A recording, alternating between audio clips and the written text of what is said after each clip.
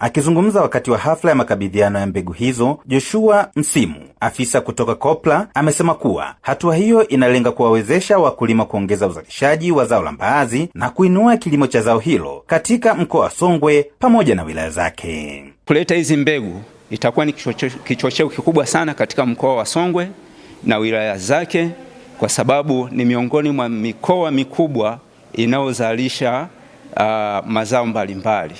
Kwa hiyo mimi hamasa yangu kwa niaba ya mkurugenzi mkuu nitoe wito tu kwamba wakulima wengine sasa katika mikoa mingine wamasike kama walivyo wakulima wa mkoa wa Songwe. Akizungumza kwa niaba ya mkuu wa mkoa wa Songwe Jabil Omar Makame, katibu tawala msaidizi Myui Wilfred ameahidi kuhakikisha mbegu hizo zinawafikia wakulima walengwa kwa wakati ili zitumike ipasavyo katika msimu wa kilimo unaoanza, hususani katika wilaya yetu ya Songwe.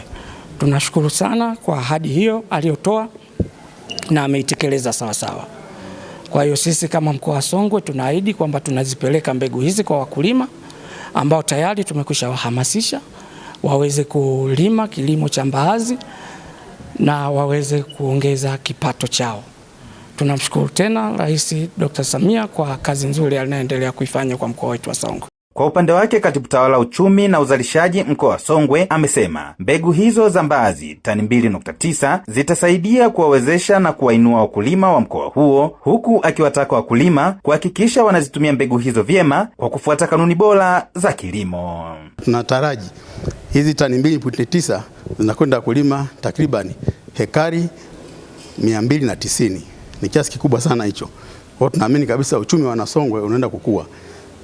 Hapo awali hatukuwa na takwimu hizi, sasa tunazo, lakini sasa wananchi wanaenda kunufaika zaidi. Tunatakiwa wakulima wote shime kwamba uwepo wa mbegu hizi ambazo kwanza zinaenda gawiwa bure kwao kutoka kwenye serikali ya Muungano wa Tanzania chini ya Dkt. Samia Suluhu Hassan.